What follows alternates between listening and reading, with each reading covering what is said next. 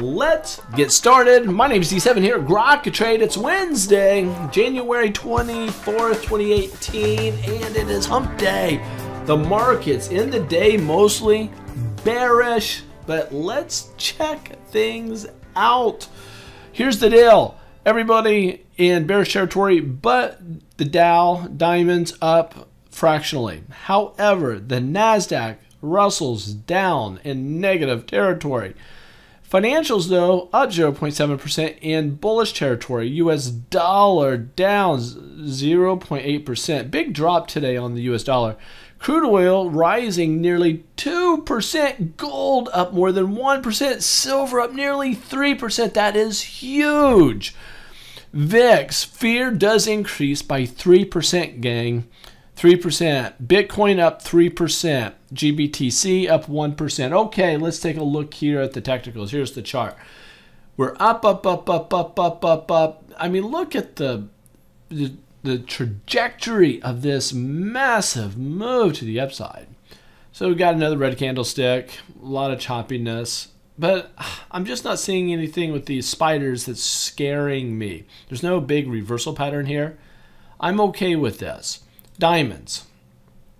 Take a look at the diamonds. You know, that looks a little more bearish to me. A little more bearish as far as the candlesticks are concerned. But overall, still bullish. Still bullish. So we do have a crossover in the MACD and we are heading down, which isn't great. NASDAQ, tech stocks. Up. Now, this one's bearish. Bearish pattern. It's a bearish engulfing or dark cloud cover here, and that is a reversal pattern. Now, it's not confirmed yet. We don't have another candlestick dropping, so I can't put a sell on it yet, but that's troubling for tech stocks. Small caps, also a dark cloud cover reversal pattern. However, we remain above an area of support, so that's good to see. Area of support. And if you go here to financials, we're just up. Everything looks well. Everything looks bullish. U.S. dollar, holy smokes. Today had a big sell-off. Yesterday, when we went down again, I had to put a sell on it. And wow, today just a big slippery sell-off. And it's been a little while since we've been to this level. I mean, the last time we were here puts us back here in 2015. I mean, it's been a long time since we've been at this level for the US dollar. Crude oil, you see how we're just going up. Crude oil has just been on fire, guys. We called it a buy back here on the 14th of December. Gold, I had a buy on it. Yesterday it went up, smashed its head against resistance, and I got thinking, oh man, is this going to turn around? No, instead it went boom, busting through that resistance and this previous swing high, both areas of resistance. This is buy city. Silver yesterday did this gap and then this massive sell-off, but then it rallied back. It was just gapped way down here, sold off, rallied back, had to put a buy on it at that point, and then today, boom, huge pop. Gold and silver is on fire, doing extremely well. VIX, though, up 3%, so I have a buy on it. I was cool with this little pullback to a support level, and there it's popping right off of support, just like it's supposed to. For you guys in cryptocurrency and Bitcoin, this is worth its weight in gold. I have these two trend lines. So you have this big rally. Two trend lines here, these red lines coming down. This is building a bull flag that's actually more than just a bull flag. This is a condensing bull flag, which is also a small version of a falling wedge, which is bullish. Both patterns are bullish. We are now in the apex of this falling wedge. This is set up to move and upward. So I'm gonna say there is an 85 to 90% chance that these shadows are the lows and we should only go higher. And this could be an extremely powerful move to the upside. Really like that we're staying above the 61.8 on the Fibonacci. So in other words, it needs to stay, well, it needs to stay above 11,000 for the most part. If we can stay above 11,000, this thing could get bullish and big time. For you guys that have IRAs or invest into GBTC, because you want some exposure to Bitcoin, I do have a sell on that still. It's just it's got this weird little pinch pattern that just, I mean, it could start to get bullish here.